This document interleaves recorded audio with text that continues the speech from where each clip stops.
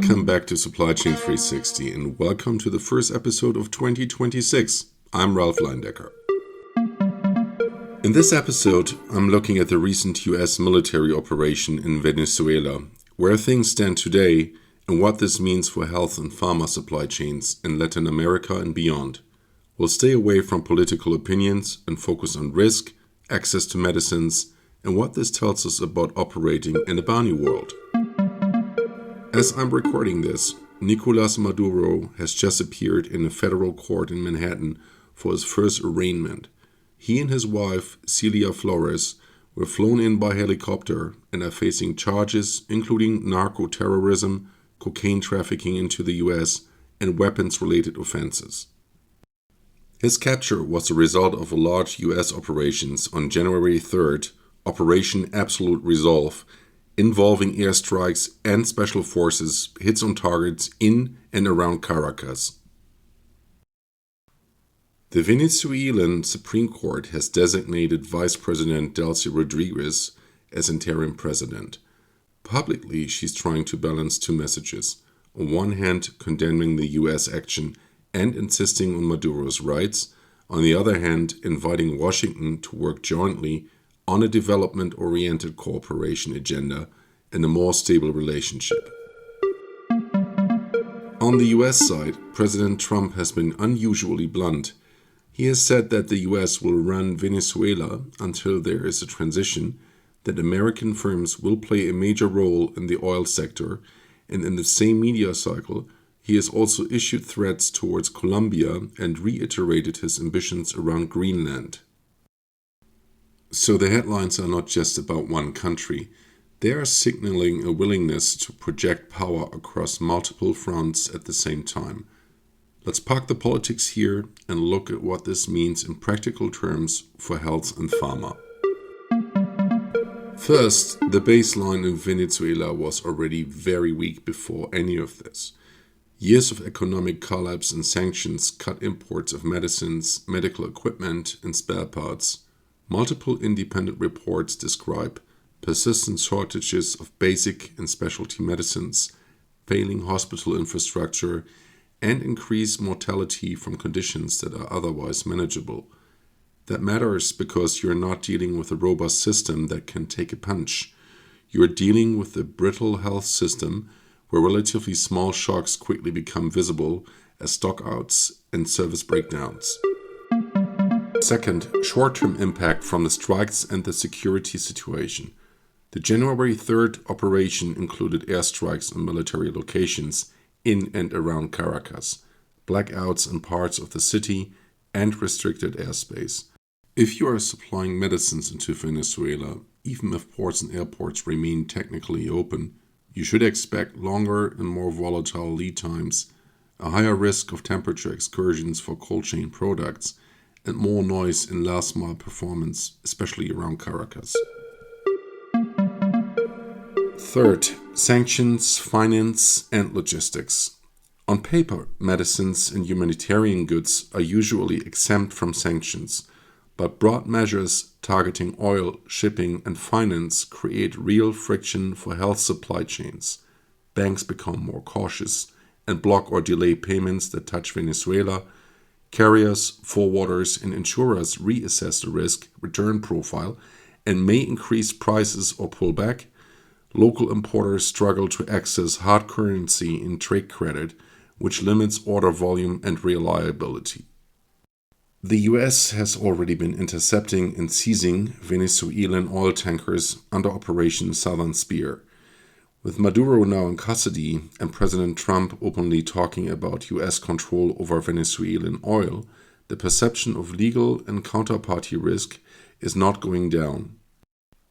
For pharma and medtech players, that translates into more internal compliance work per shipment, more cases where an external partner, like the bank, carrier, or insurer, simply says no, even if the trade is technically allowed, and a higher probability of ad hoc disruption in otherwise routine flows.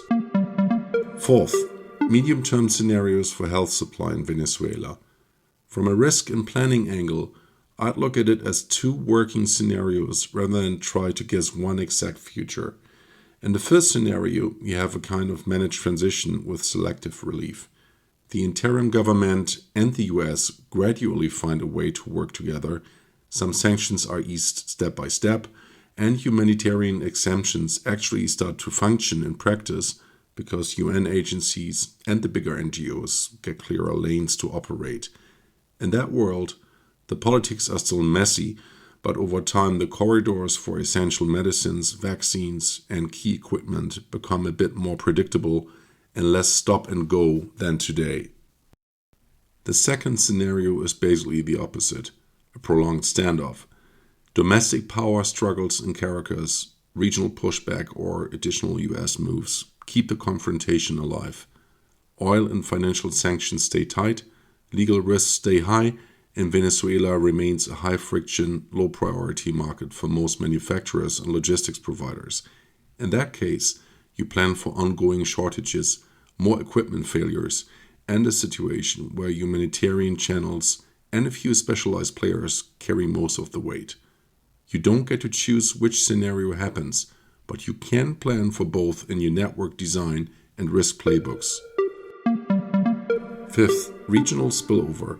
Years of crisis have already pushed millions of Venezuelans into Colombia, Brazil, and other countries, creating sustained pressure on their health systems and drug budgets.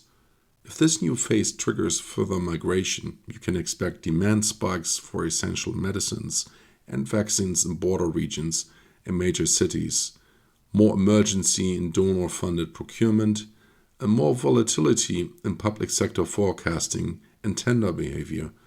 Even if you don't sell into Venezuela directly, your Latin America portfolio and regional inventory strategy can feel the effects. So what do you actually do with this as a pharma or medtech supply chain risk leader?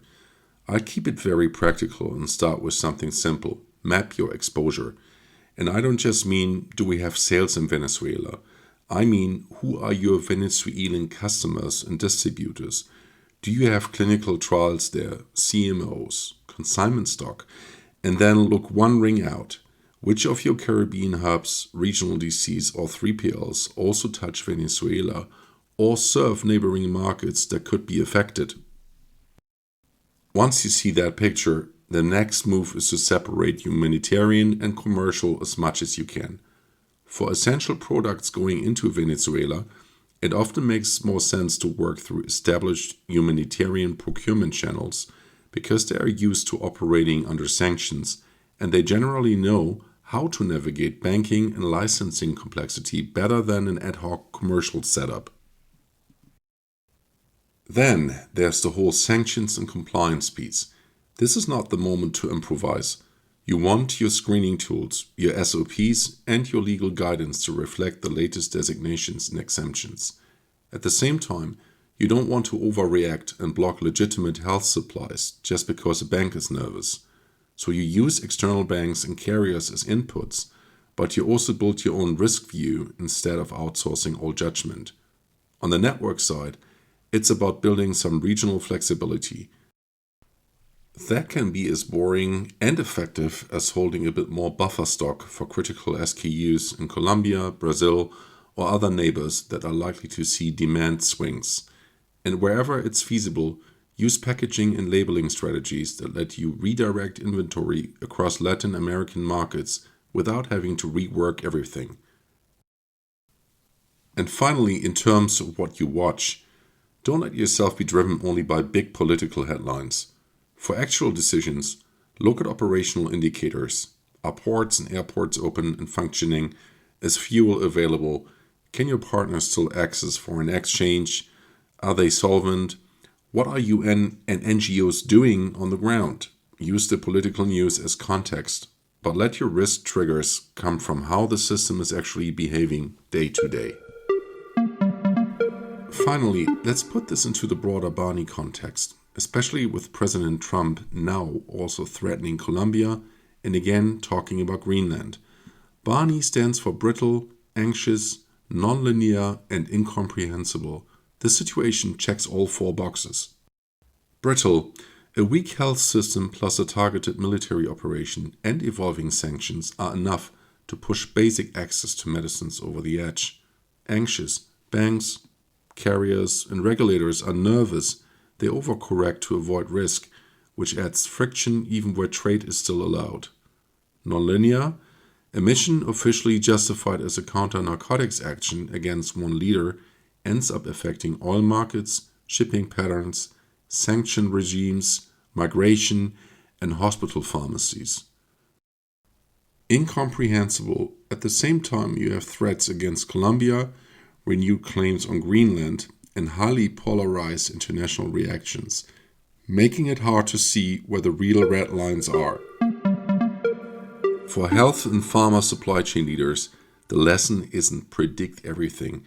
It's accept that multiple geopolitical fault lines can move at once, design networks and sourcing strategies with genuine optionality, and embed scenario thinking and early warning signals into your regular planning, not just as one-off exercise.